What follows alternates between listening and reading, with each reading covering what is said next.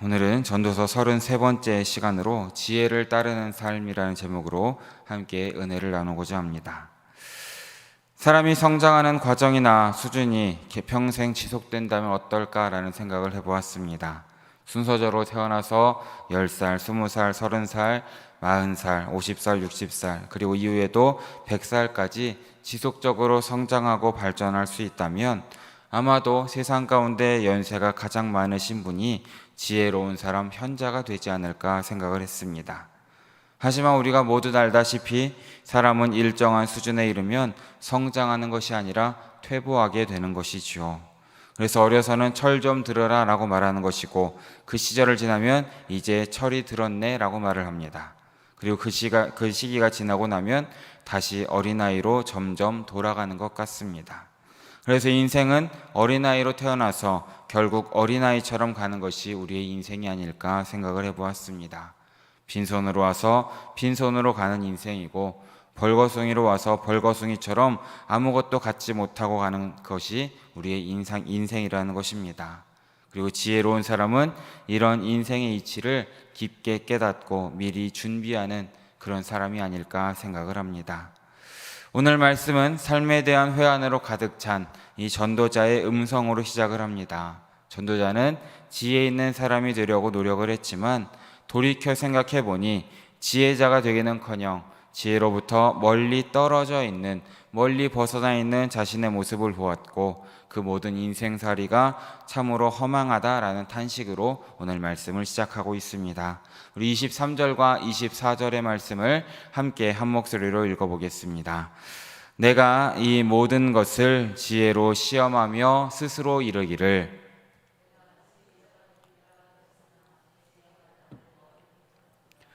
이미 있는 것은 멀고 또 깊고 깊도다. 누가 능히 통달하랴. 아멘. 전도자는 자신이 가진 모든 것을 총동원해서 지혜로운 자가 되어야겠다라고 결심을 했습니다. 그리고 이 결심을 따라서 정말 자신이 가진 모든 재력과 모든 권위까지도 총동원해서 연구하고 노력하지 않았을까 생각을 합니다. 자신에게 일어나는 모든 문제를 깊이 연구하고 깊이 생각한 것이죠. 다시 말해서 인간의 지혜로 하나님의 세계, 하나님의 지혜를 알기 위해서 노력했다라는 것입니다. 하지만 하나님의 지혜는 너무나도 멀리 있었고 너무나도 깊이 있다라는 것을 깨달았다라고 고백하고 있습니다. 그러니 도대체 누가 이 깊은 의미를 찾을 수 있을 것이며 깨달을 수 있겠느냐라는 이 말을 하고 있는 것입니다. 전도자가 말하는 것은 인간의 지혜, 그리고 인간의 지혜와 하나님의 지혜가 얼마나 커다란 차이가 있는지를 깨닫게 되었다라고 우리에게 말해주는 것입니다. 인간의 지혜로 하나님의 세계, 하나님의 계획, 하나님의 섭리와 주권을 온전히 이해할 수 없다라는 것이죠. 인간의 지혜로는 하나님의 모든 것을 알 수 없다라는 것을 우리에게 말해주는 것입니다. 욥기 말씀을 보면 사람들이 하나님의 세계, 하나님의 지혜를 서로 잘 안다면서 논쟁을 펼치는 모습을 보게 됩니다. 한마디로 자신들이 하나님에 대해서, 하나님께서 만드신 세계에 대해서 서로 잘 알고 있다라고 논쟁을 벌이는 것을 우리는 욥기 말씀을 통해 알고 있지요. 욥의 세 친구는 집요하게 욥이 지금 처해 있는 고통의 문제의 원인을 지속적으로 드러내려고 노력을 합니다. 그리고 욥은 왜 이런 고통 가운데 있는지를 알 수 없다라는 입장을 하고 있습니다. 욥의 세 친구는 원인이 있다라고 말합니다. 네가 하나님 앞에서 뭔가 문제가 있으니까 이런 일이 있는 것이다 라고 말하는 것이고, 욥은 계속해서 변명을 했고, 욥의 세 친구는 계속해서 그 변명에 대해서 다시금 반박을 하면서 논쟁이 지속되는 것을 우리는 알게 됩니다. 사람들이 문제를 보는 것은 늘 이렇습니다. 똑같은 문제도 누가 보느냐에 따라서 전혀 다른 입장에 있을 수 있다라는 것이죠. 더군다나 문제를 당하는 사람의 입장과 옆에서 지켜보는 사람의 입장은 모두 다 다른 것입니다. 더 나아가서 옆에서 지켜보는 사람들끼리도 서로 의견이 갈리는 것을 우리는 알고 있습니다. 이렇게 욥과 세 친구의 논쟁은 이 땅에서 일어나고 있는 이 인간의 논쟁의 축소판을 보는 것 같습니다. 끝이 없는 것이죠. 그래서 마침내 끝이 내는 것은 하나님께서 마침표를 찍으시는 것입니다. 그래서 욥에게 이렇게 말씀하시죠. 무지한 말로 이치를 어둡게 하는 자가 대체 누구냐라고 말하십니다. 그러면서 욥의 무지를 드러내는 것입니다.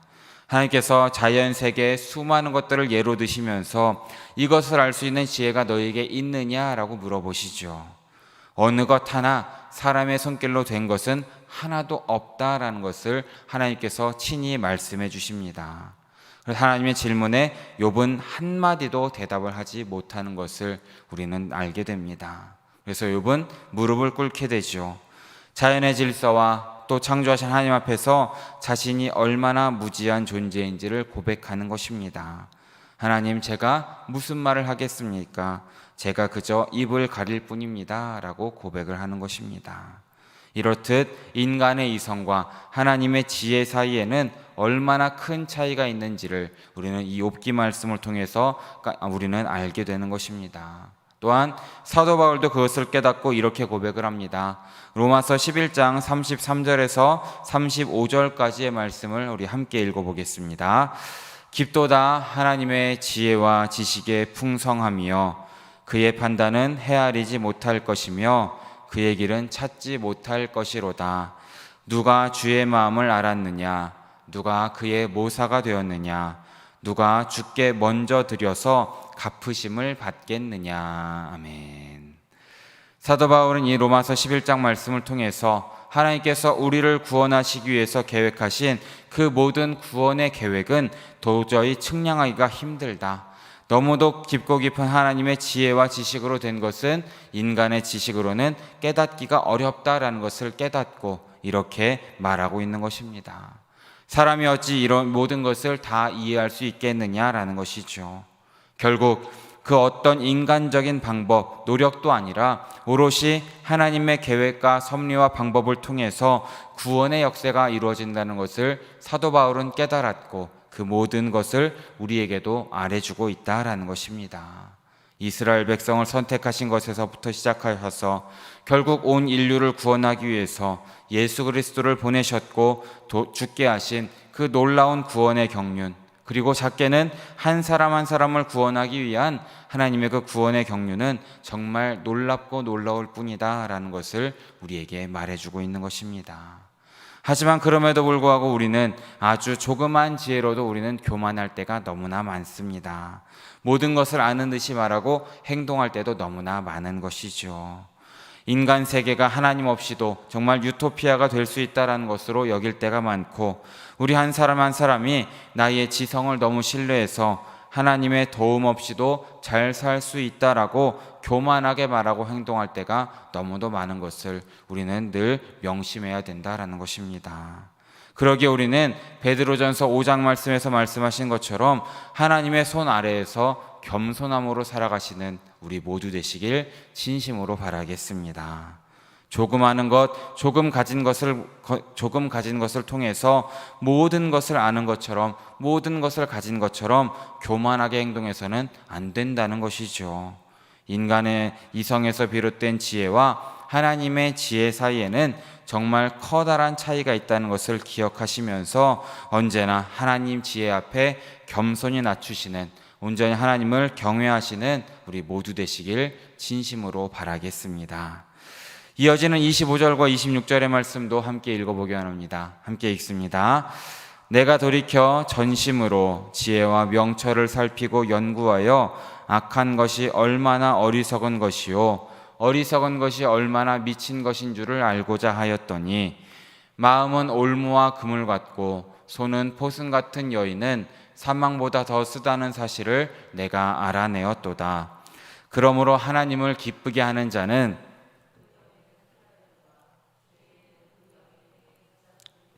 아멘. 이 말씀은 우리 인간의 지혜, 인간의 지식이 얼마나 그 하나님의 지혜를 아는 삶에 올무가 되는지를 말해주고 있는 것입니다. 그것은 마치 사망, 죽음보다 독한 여인과도 같다라고 말하고 있습니다. 한번 이성의 이 독선적인 올무에 빠지면 결코 진리에 이를 수 없다라고 말하는 것입니다. 25절 말씀에서 전도자는 자신이 세상에 존재하는 모든 현상들, 사람들의 상태나 행동, 어두운 면과 밝은 면을 모두 깊이 연구해 보았다라고 말하고 있습니다. 그 결과는 26절이죠. 한 여인의 비유에서 설명하는 것입니다. 사망, 죽음보다 더 독한 것이고 마음이 올무와 그물 같다라고 말하는 것입니다. 올무에 걸리면 빠져나올 수도 없고 그물에 걸리면 벗어날 수 없는 것과도 같다라는 것입니다. 보승처럼 풀려날 수도 없다라는 것을 말하고 있습니다. 결국 사망에 이르게 된다라는 것을 말하고 있는 것입니다.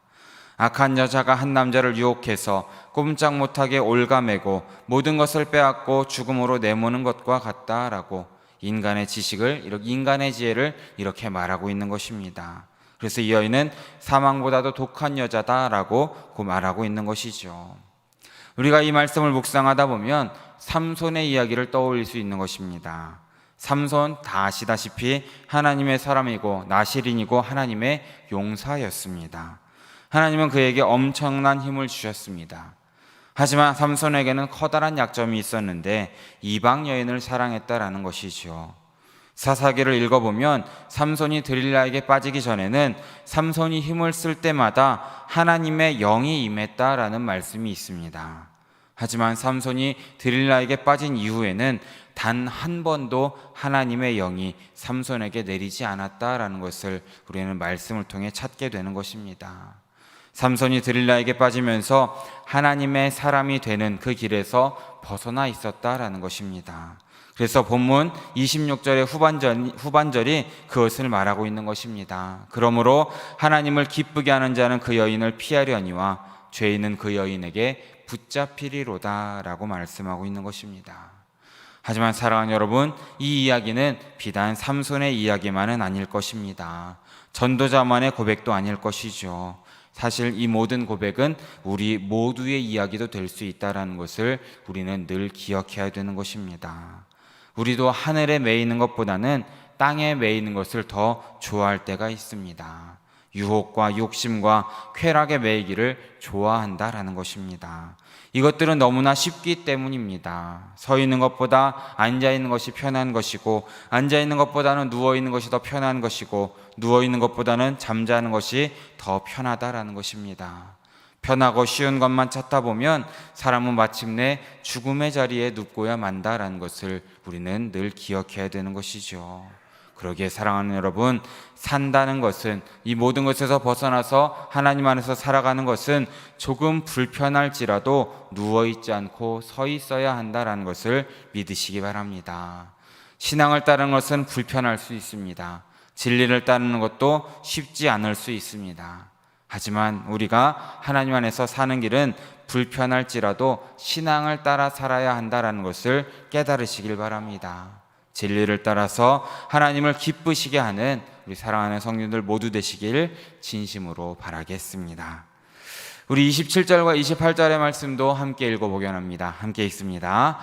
전도자가 이르되 보라, 내가 낱낱이 살펴 그 이치를 연구하여 이것을 깨달았노라.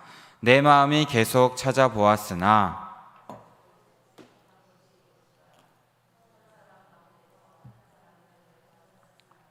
이 모든 사람들 중에서 여자는 한 사람도 찾지 못하였느니라. 아멘. 전도자는 낱낱이 살펴보았습니다. 그리고 깊이 연구했는데 하나의 이치를 깨달았다라고 말하고 있습니다. 28절에서 나오는 이런 성차별적인 말은 보면 이 당시는 남성 중심의 사회였다는 것을 감안해서 보면 정말 이 모든 것은 남녀 차별이 아니라 많은 사람들 중에 한 사람도 깨닫지 못할 정도로 그렇게 어려운 문제를 나는 깨달았다라는 것을 고백하고 있는 것입니다. 정말 남녀 구별 없이 다 깨닫기 힘든 것인데 전도자는 깨달았다라는 것이죠. 그럼 그 깨달은 것이 무엇이겠습니까? 우리 29절 말씀을 마지막으로 함께 읽어보려 합니다. 함께 읽습니다. 내가 깨달은 것은 오직 이것이라. 곧 하나님은 사람을 정직하게 지으셨으나 사람이 많은 꾀들을 낸 것이니라. 아멘. 하나님은 하나님의 형상대로 인간을 만드셨다라는 것을 고백합니다. 하지만 인간은 어떻게 됩니까? 스스로 꾸며낸 꾀, 이것에서 비롯된 죄로 말미암아서 하나님의 지혜와 하나님의 의에서 멀리 떨어지게 되었다라는 것을 깨달았다라는 것입니다. 그래서 그 안에 있는 죄성에 의해서 정말 사람의 뜻대로 행동하게 된 것이다라는 것을 깨달았고 전도자는 고백하고 있는 것입니다. 사랑하는 여러분, 하나님께서는 우리 모두를 하나님의 형상대로 창조하셨습니다. 정직하게 살도록 지으셨다라는 것입니다. 여기 나오는 정직하게라는 뜻은 단순하게라는 의미를 가지고 있습니다. 그래서 세 번역 말씀을 보면 하나님께서는 사람을 단순하게 지으셨는데 사람이 스스로 복잡하게 만들었다라고 번역을 하고 있습니다. 단순하게 만드셨다라는 것은 원래 인간은 하나님 안에서 하나님만을 의지하면서 어린아이가 엄마를 따르듯이 그렇게 단순하게 살아갈 때에, 그렇게 하나님 안에서 살아갈 때에 행복한 존재로 만드셨다라는 것을 우리에게 말해줍니다. 그런데 아담과 하와의 범죄로 이 모든 순수성, 이 모든 단순성을 잃어버렸다라는 것이죠. 왜입니까? 의심이 들어왔고 계산이 들어왔기 때문이라는 것입니다. 인간의 죄성에서 비롯된 이성의 타락이다라는 것이죠. 우리의 신앙은 원래 단순한 것입니다. 복잡하게 계산하지 않고 하나님 말씀대로 하나님을 믿고 뜻대로 행동하고 살아가면 되는 것입니다. 그런데 자꾸만 의심하고 계산하게 되는 것입니다. 이렇게 될 때 우리의 신앙의 순수함과 단순함이 깨어진다라는 것이죠. 하나님을 모르는 사람들은 세상적인 지혜를 가지고 열심히 삽니다. 그리고 자신의 꾀로 사는 것을 자랑하는 것입니다. 악하게 살려면 꾀를 부려야 되는 것입니다. 순진하게 우리처럼 믿음으로 살다가 보면 언제나 이 세상에서 손해를 보는 것이죠. 시대에 뒤처지는 것 같기도 합니다. 예수 믿고 사는 사람들은 이 세상에서 바보처럼 사는 것 같다라는 것입니다. 그렇게 우리가 신앙의 단순성을 제대로 회복하지 못하면 하나님의 평가보다 세상의 평가, 사람의 평가에 더 눈치를 볼 수밖에 없다라는 것입니다. 세상적인 가치를 절대화시킬 수 있다라는 것이죠. 물질적인 소유나 성공과 이런 신분적인 것을 절대화시키면서 이러한 것들을 갖추려고 우리가 아둥바둥 힘쓰고 살 수밖에 없다라는 것입니다. 하지만 우리가 정말 제대로 신앙의 단순성, 삶의 단순성을 회복하게 되면 세상적인 평가보다는 하나님의 평가를 더욱더 중요하게 여기게 된다라는 것을 우리는 늘 마음에 새겨야 하는 것입니다. 우리가 하나님 앞에서 정말 코람데오의 삶 가운데 우리가 어떤 것이 더 중요한 것인지, 이 땅에서 내가 무엇을 가졌고 주변에서 나를 어떻게 평가하느냐가 중요한 것이 아니라 하나님 안에서 내가 어떻게 살아가고 있는지가 더 중요하게 된다라는 것입니다. 그러기에 우리는 하나님을 바라보면서 한 걸음 한 걸음 나아가는 것, 그것이 우리의 신앙의 단순성이고 그것이 정말 지혜의 길이라는 것을 믿으시길 진심으로 바랍니다. 사랑하는 여러분, 지혜를 따라 사는 인생을 설계하시길 진심으로 바랍니다. 하나님의 경외를 따라서 사는 삶을 설계하시길 바랍니다. 그때 우리는 하나님의 창조의 목적에 맞는 삶을 살게 되는 것입니다. 하나님의 걸작품이 될 것입니다. 꾀를 따라서 사는, 그런 땅을 따라서 사는 인생을 내려놓으시고 온전히 하나님의 지혜이신 예수 그리스도를 따라 살아가시고 하나님을 경외하심으로 하나님의 지혜대로 살아가시고 하나님을 기쁘게 하시는 우리 사랑하는 영일의 성도님들 모두 되시길 진심으로 바라고 축원합니다. 함께 기도하겠습니다. 사랑해 주님 너무나 감사드립니다. 오늘 이 새벽에도 잊지 않고 나와서 또한 각자의 자리 가운데에 주님께 예배하고 말씀을 들을 수 있게 해주심에 너무나 감사드립니다. 주님, 오늘도 전도서 말씀을 통하여서 우리에게 깨달음을 주심에 다시 한번 감사드립니다. 우리의 인생 가운데 주님께서 인도하시는 대로 따라가는 우리의 모두 될 수 있도록 주여 붙잡아 주시옵소서.